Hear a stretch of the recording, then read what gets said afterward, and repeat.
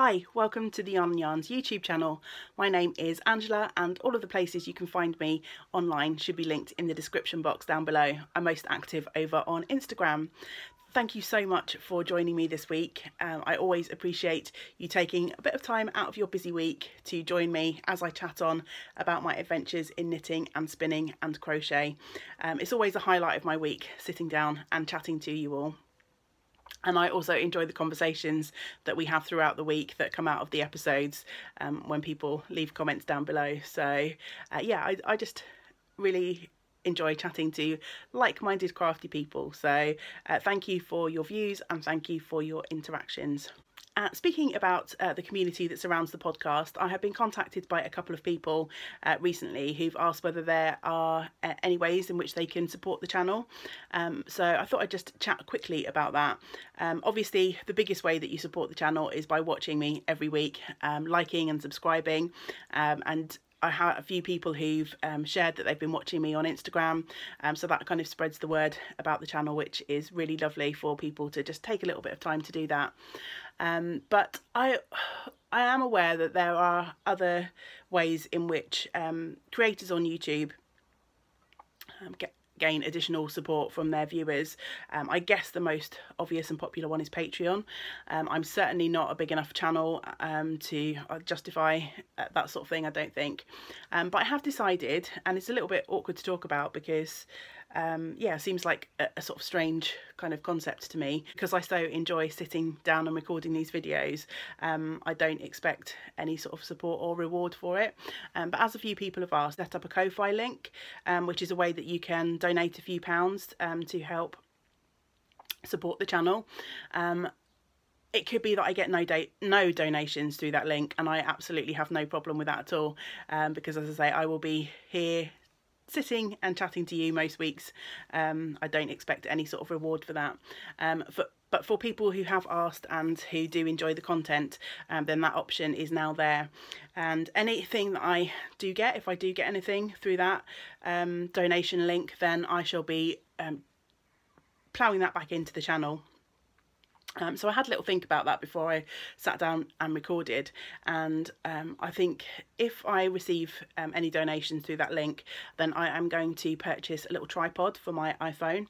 I record all of my videos on my iPhone, and I enjoy going out and about with my phone and taking a few video shots. It'd be quite nice if I could record a full podcast outside. At the moment, I don't have any equipment that would help me with that. So I thought if I could purchase a small tripod for my iPhone, then it'll be much easier for me to be able to take you to the beach and record a whole episode, or take you to my local park and record a whole episode. At the moment, I just pop my camera up against something in my house, so and any footage that you see of me out and about is usually me sort of holding the phone up at awkward angles. So yeah, I just thought I'd be transparent about that. If I received any donations, then I would be putting the money straight back into hopefully improving the content that I put here on the channel. Reassure you, things are not going to change. There is no obligation to donate. It's not something that I ever really thought about before, but as I say, I had a couple of inquiries, so I thought I would set that up as an option. If nothing comes of it, then no harm, no foul. I shall still be here as usual every week chatting to you. So with that said, I think that's enough about that. I'm going to move on to all of the good stuff. I have got all of the usual segments, knitting, crochet and spinning for you this week. I'm going to jump in and chat about spinning this week. I've got a couple of finished spins to show you. So as per usual, I'm going to insert a little bit of footage that I recorded earlier on in the week, just talking about the fibres as I started to spin them. Hey, I am going to start a new spinning project, so as has become my habit, I wanted to hop on and show you the fibre that I'm going to spin. I don't want to start a huge project because we're coming up for Tour de Fleece, which starts next Saturday, I believe, and I'm going to be spinning through a whole bunch of my Hilltop cloud fibre, hopefully. But I didn't want to not spin on my wheel for a week, so I hunted through my stash and I found some lovely Rolags from a friend of mine, Rosie, who is Rosie's Fibre Adventures over on Etsy.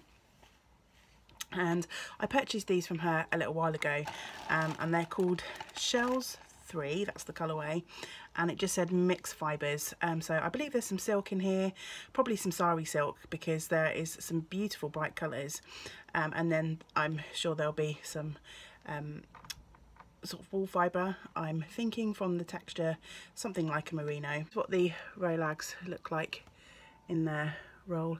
Some beautiful delicate colours in there, and then so I'm just going to spin straight from the rolags. There's some really gorgeous sort of bright fun sort of silky shards and some sparkly shards in some of these as well. There's 62 grams here, so they shouldn't take too long to spin. But I'm thinking if they spin up nicely, this might be another one to do some chain ply on, because I really love this sort of subtle colour gradient, and I think it would be nice to keep that gradient. So yeah, that's the plans. We'll see how this project progresses. Here's Rosie's label. You'll be able to find her on Etsy, and as you can see, that just says Shells 3 mixed fibres, 62 grams. So I'm going to throw these on the wheel and see what I get. I finished spinning the singles of the rolags that I showed earlier on in the week. Sorry for the weird camera angle. I have no idea why I'm holding the camera like that. I'm just about to ply up the yarn. I'm going to chain ply it, I've decided. It's going to be interesting, I think, because the fibres in the rolags were definitely different, and one of them in particular was difficult to get plenty of twist in, so I'm going to be interested to see how often my singles break when I attempt to chain ply, which does quite often happen with chain plying. When I did my green gradient, I was really happy because my singles only broke once, which I think is meant to be pretty good. So yeah, I'm just going to flip the camera around and show you what the yarn looks like before I start plying it up.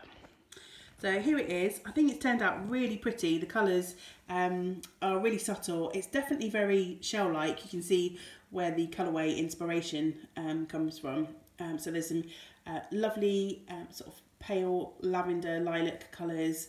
There's some greys, and then there's this almost sort of pearly sort of grey colour there, which yeah, give it a nice really subtle effect. The fibre in this part of the yarn, which I thought was sari silk, was actually multicoloured Angelina or Stellina, something like that. So yeah, that's something a little bit different than the other parts of the rolags. But yeah, I'm going to get on and ply and see what sort of yarn I end up with. So I actually finished that spin that I was doing on my wheel. This is the finished yarn. I ended up chain plying it, all spun on my wheel. I've forgotten to bring up with me details of how much meterage I got out of the fibre, but I will have a project page over on Ravelry. If you look in my handspun tab over on Ravelry, where I'm Rainbow Ange, should be linked down below. You can find out extra details if you want to. So I'm really love how this yarn has turned out. The colours are so lovely and delicate, and yeah, it was just a really fun spin. Not the most even spin I've ever done. The different fibres were a little bit tricky to sort of draft evenly, just because of my lack of spinning experience, I think. But it's going to be a really lovely yarn knit up, I think. So as you can see, there's hits of a lovely sort of creamy colour. There's some natural sort of brown greys. There's the lovely lilacs. And then every now and then there's a really fun section of sparkle. Let me see if I can find one of those. It's, there we go. Can you see there where that sort of like orangey brown sort of fleck is? That's where all of the fun sort of multicoloured Angelina or Stellina got spun into the yarn. So yeah, I'm really pleased with how that one turned out, and I think I'm going to be really interested to knit that one up and see how it knits up. My first finished spin for the week. In addition to that, I've been spinning on my spindle, and I just worked through a bumper fibre that I got in a sample pack from Woolly Knit when I went to Wonderwall, and this is the yarn that I ended up with from that fibre. It was lovely pinks and greens, and I just spun it up on my really basic drop spindle. and wound it up into a centerpole ball, plied it back on itself, so it's just a nice 2-ply yarn. And I think these two actually look really nice together. So the sort of pinks in here kind of pick up on the lovely pinky purple tones in that one, so I think they look quite nice together. I think it's very likely that these are going to go into a project together, but they're going to be together with quite a few of the other little samples that I've spun. So I think last week I mentioned a little teaser about a project that I want to start, and if you've been following me for a while, you'll know that I've been spinning up lots of little samples of fibre.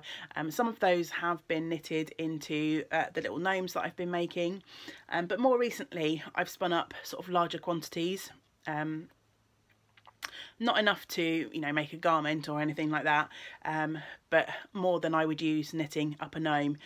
So I was sort of thinking about what I could do with them, and I was sat flicking through some of the books. I've got a few on the shelf behind me that I have in my pattern library, and I came across this one, which is a pom-pom publication called Wool Journey. My copy's a bit battered because it got a bit ruined when we had a leak in the shop, but it's perfectly presentable. It's just a little bit crinkly and water damaged. Anyway, in this book there is a lovely pattern by Stephen West for a super simple shawl called the Helic or the Helic. That's there, and as you can see, it's just a really fun basic crescent shawl with lots of different yarns, and Stephen encourages you in the pattern to use different textures, a few different weights, to come up with like a really sort of fun stripy pattern. And I thought, when I saw this, I thought actually that would be completely perfect for using up some of my hand spun, because I've got some smaller quantities which I could sort of stripe in. I've obviously got some slightly larger quantities. They're all slightly different weights because my spinning is not super consistent, and also because some of the yarns I have spun up have been 3-plied, some of them have been 2-plied. But yeah, I just thought this would make the perfect thing for using up a lot of the sort of samples that I've made from hand spun. So that is my project plan, and it's going to be going onto the needles soon. I want to get it on there straight away, but yeah, I've got so many things on the needles. I'd like to maybe finish up a couple of things before I put something else into my pile of whips. We'll see. We'll see how long I can resist. I do have a couple of spins in progress. Tour de Fleece started, and if you've watched my Tour de Fleece video, then you'll know that I'm spinning up a bunch of Hilltop Cloud fibres that I have in my stash. So I'm not going to talk too much about my first spins. I have started the Cambrian Fibre Steam colourway pack, and I have started the yellow fibre that had the stellina in. So if you watch my Tour de Fleece video, you'll know those fibres that I'm talking about. If you haven't and you're super interested, then you can pop back and watch that short video that I posted in the week. Of course, I will talk more about those spins as they come to fruition and I start to get some finished yarns. It's everything that I have for spinning this week. Next on to crochet, I think. I have one finished object to show you for crochet today. If you've been following me for a couple of weeks, you'll know that this project was near completion, and it is the tissue box cover that I've been making from the lovely local yarn, which is from Garlic Meadow Small Holding. And I paired that with a little bit of Wendy Traditional Aran for the face and the leg details. Now this cover, he's called Herbert the Sheep. I talked about him quite a lot last week. He's from a old copy of one of the crochet magazines, but he's turned out huge, so he's a little bit big. I've got inside, just to give him a bit of structure and stability, I've got another box cover that I was gifted as part of a set a few Christmases ago. And without that inside, he's so big and floppy. This is obviously sort of a standard small tissue box size, and Herbert is massive over the top of that. The sort of cover underneath comes to probably just at this last row here, so that he's sort of like one row of bubbles too big for the cover really. But I think when he is standing on the desk with some tissues inside, you're not really going to notice that too much, and I think he turned out pretty cute. It was a fun little project, and as I say, just a little bit of fun thing as a sample for the shop. I did make one design feature. I'm going to say design feature rather than error. When I started to make his feet, I just started making the sort of bobbles that you make for that. I started in the cream colour for some reason, and I was going to just get rid of that and make all four in the sort of charcoal colour as required on the pattern, but then I thought no, it would be a complete waste. He can have one white foot, so yeah, he's got that extra little detail on the bottom there. This was really nice yarn to work with. It's not the softest yarn, but it's made a really nicely structured crochet bobble stitch, and I think you can really see that the yarn makes these bobbles stand out in a really lovely prominent way. So yeah, I'm really pleased to have him finished, and I was being harangued by my crochet group to make him, so now he is made. Hopefully they will be happy, and I'm sure they'll come up with another crazy project for me to crochet. So yeah, watch this space, we'll see what's coming up for crochet next.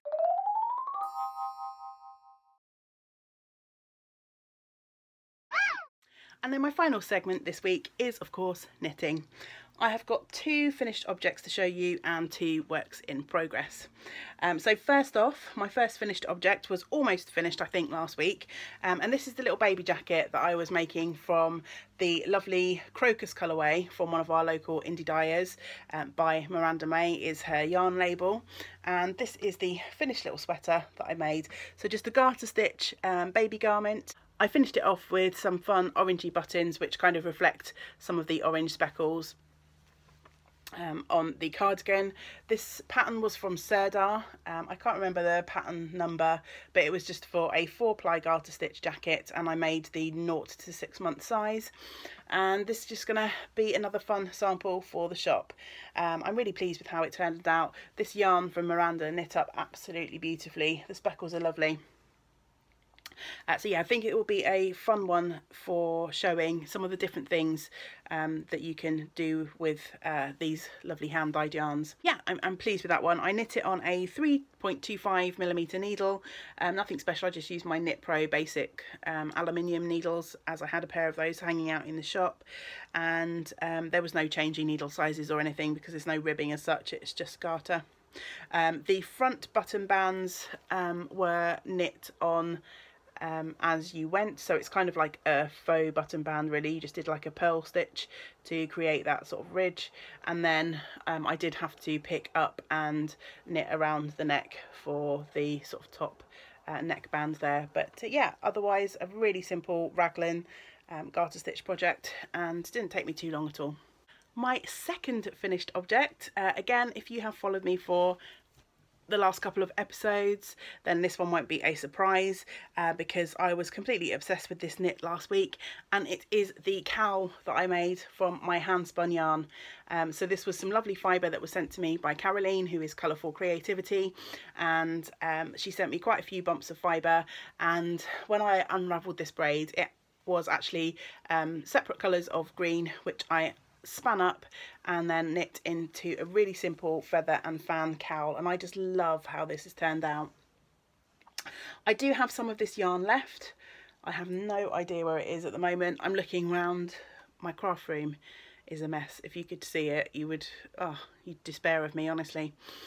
It's so hot up here though at the moment. We're having some really nice weather, and this is an attic room, so it gets really hot, so I tend to just dump things up here and run. So if you can see my face getting redder and redder as this video goes on, it's because I'm overheating a bit, but never mind. So yeah, originally, let's get back to the project. If you remember, then I originally had 5 colours of yarn 5 colours of green. So I stopped at the 4th colour because the cowl is quite long, as you can see, and also the 5th colour is quite a bright green in comparison with the sort of rest of this gradient. I thought it stood out a little bit, but the leftover green is either going to make a gnome or it will go into that lovely Stephen West shawl that I just showed you. I'm going to have a play around with some of my leftovers and see what colours I've got and what goes together. So yeah, that little bit of hand spun is not going to go to waste. As you can see, there is one green here which I had a slightly smaller amount of fibre than the rest, but I don't think it really makes any difference in this cowl. I made it quite a tight fitting cowl to sit up around my neck. Sorry, I just found an end that needs weaving in. So yeah, it's just going to sit snugly under my winter coat when we get there, and it's a really nice length, so yeah, I can pull it right up over my head if I needed to. But yeah, so there's definitely options. I look like I'm about to rob a bank, don't I?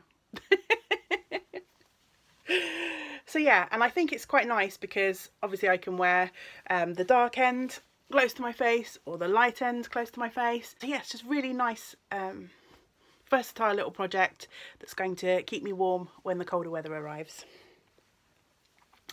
I'm really pleased with how the yarn knit up. This was my first attempt at chain plying on my spinning wheel. So it's a 3-ply yarn, and yes, you know, there are some lumpy bumpy bits which I think are part of the fun characteristics of handspun, but overall I'm really pleased with the consistency, and this is really nice and soft. So yeah, I really love this project. Can you tell? Because I can't stop talking about it, even though it's really simple. There was no pattern for the project. I cast on, I think, 102 stitches and then just did the feather and fan motif throughout. So this is one of the reasons that I'm itching to get the Stephen West shawl on the needles, because I don't have any handspun knitting on the go at the moment, aside from my hilltop shawl, but that's come to a halt because I need to spin more yarn for it. So yeah, I'm really enjoying knitting with the handspun, so it's probably not going to be too long before the Helix shawl goes on the needles, because I'm obsessed. And then on to works in progress. I have got 2 to show you. So the first is my Derby cardigan. This is my oldest whip on the needles. It's a pattern by Martin Story, made from Rowan hemp tweed chunky. I'm not going to say too much because it's been on the videos many times before. Last time I showed you, I was here where this gorgeous little marker from Little Wonder Fibre Co is. Hi Gemma, if you're watching. So I had started the first, it's a cardigan, so I started the first front and I'd got up to there, so I finished the arm and neck shaping on that first front piece, and I have also finished the second front piece. Oops, showing you that back to front, the second front piece. So all that remains is to add some button bands and sew this thing together. Yay! I'm so happy to be this close to having that one finished. So I'm going to be carrying on with that one this week, and hopefully, fingers crossed and all that good stuff, it will be a finished object next week, barring disaster. I'm sure it'll be fine. That project would probably have been finished this week if I hadn't got distracted by another whip of mine, and this is a completely new cast on.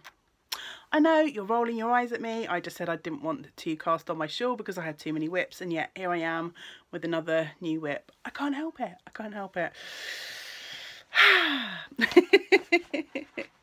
I was wandering around in my local newsagent the other day, and I walked past the magazine rack. I don't often buy magazines other than Pom Pom, which is my favourite magazine, my all-time love. But I saw this issue of The Knitter and I did a double take because I think this jumper on the front is absolutely stunning. The colours are lovely. Yeah, so I cast on. I was in two minds about this because I purchased the magazine because there were a few other things that I fancied knitting from here as well. It's really, really nice. Look at that, isn't that gorgeous too? Really, really nice sort of colour work pieces in here. There's a really nice big sort of summery shawl as well. Anyway, when I got the magazine home, I realised that unfortunately the largest size of this, which is called the Midsummer Sweater, it's a pattern by Mary Henderson, is just on the cusp of what I would knit for myself. So the largest size is for a 48 to a 50-inch chest, and I usually knit a 52 for myself. But the actual bust size for this is 51 1/4. So I'm taking a big chance with this because it may not end up fitting. What I have done is I have decided obviously to make the largest size. I'm going up a needle size, and also I do tend to be a slightly looser knitter than a lot of other knitters out there. So I'm hoping that a combination of slightly bigger needle size and my slightly looser gauge will provide me with a garment that's going to fit. If it doesn't, I will obviously be very sad because it is a lot of work, but I am so enjoying the knitting of it that I probably won't mind too much. It's going to make a lovely sample for the shop, if nothing else. For those of you who have not joined me before, I keep mentioning the shop, but I run a small bricks and mortar yarn shop in Penarth in South Wales, where I live. So here is my rather unattractive looking jumper so far. I'm not using the yarn that's called for in the pattern. The pattern uses Novita yarn. I don't have access to that without going online and ordering it, and obviously I wanted to potentially use this as a sample in my shop. So I picked out some yarns that I do have in the shop. So I went with very similar colours to the sample shown on the front of the magazine. I've got two colours of pip colour work from Bar Am You. This one is called Lotherton, and this one is called, completely forgotten, Parkin. I should remember that because Parkin's really, really tasty. You can look up Parkin on Google if you've never heard of it before. Parkin. It's a tasty food from up in Yorkshire. Anyway, I'm getting distracted by cake. So yes, those two. So my blue is a lot stronger than the blue teal colour that they use in their sample. I also pulled out a colourway called Brass Band that I was going to use as the yellowy colour. But my latest dye lot that I got from Bar Am You of the Brass Band is a much more greeny yellow than the original dye lot that I had, and it was just too close in tone to some of the colours that are in the Parkin. These aren't sort of solid colours, they're slightly heathered, the brown one more so than the blue. This one's got sort of like hints of mustard and sort of different tones of brown in it. It's probably picking up a little, yeah, I think you can sort of just see that on the camera. So the Brass Band colour was just too close to that to show up in the colour work. So I ended up grabbing a skein of Rowan Valley Tweed, and this is the Yellow Hammer colourway. So these are my three colours. And this is knit top down in the round. Start with a provisional cast on, and then yeah, go. So this is my progress so far. If I can spread that out for you, you can see where we're going. So yeah, as you can see, compared to, let me grab the magazine again. Compared to the sample, my blue is a lot stronger, but I've got the brown and the yellow, and I'm really happy with how this is turning out so far. So yeah, just got to keep my fingers crossed that it's going to fit. I'm going to knit to the I'm going to knit down the yoke to the part where you split for the sleeves, and then I'll try it on and yeah, see what happens. It's going to be a lot of knitting. This is obviously very fine sort of 4-ply yarn. I think these two, they're nice for colour work. They're both pure wool yarns, and they will fill out nicely once they're washed. I think to give that really sort of nice effect that you want for colourwork knitting. But it's quite a slow knit, and I'm now up to, I think, close to 400 stitches, and I've got one more increase row to go. I think at the biggest part I'm going to have 500 odd stitches for a row, so each row is quite an investment in time. So yeah, this is not going to be the quickest project. I am, however, planning on working on this in the shop. I know I usually only work on simple projects, but this colour work is actually fairly simple in terms of it's very rhythmic repeats. So a lot of the rows are like a lot of the motifs are like, these ones are obviously 1 by 1. These ones here were like 2 by 2, and then even coming down to this bit that I'm working on at the moment, there's a very sort of rhythmical pattern to the different colours. So it's one that is fairly straightforward compared to some other colour works that I've done, where the pattern motifs are such that there's no sort of rhythm that you can get into in your head. I'm probably not explaining this very well, but I find it a lot easier to work the colour work rows if there is a definite rhythmical repeat. So if I can say to myself in my head 3 2 1 2 3 3 2 1 2 3, in terms of the sort of colour repetitiveness, or 2 2 2 2, obviously that's really easy. But there are some other colour work patterns where it's, you know, 5 1 3 7 4, which is much less rhythmical and less of a pattern to kind of stick in my head. So yeah, I'm hoping that I will be able to work on this in the shop without too much difficulty. Time will tell. So yeah, if anyone is interested in this pattern, this issue of the Knitter is currently still available. I guess look out for it in your local newsagent. This pattern, also by Mary Henderson, I really like. That one goes up to slightly larger sizes, I think, because it's a little bit more oversized. So yeah, the biggest, again, for a 48 to 50 inch chest, but it comes out at 54. It's a really nice kind of cropped sweater as well. So that might be one that goes onto my needles at some point in the future. So that is my current project obsession. I reckon that's going to be a little bit like my Nordiska. I've got 2 other garments that I started as part of my 12 cast-ons of Christmas that I really want to get back to as well. But you've got to go with what you fancy, haven't you?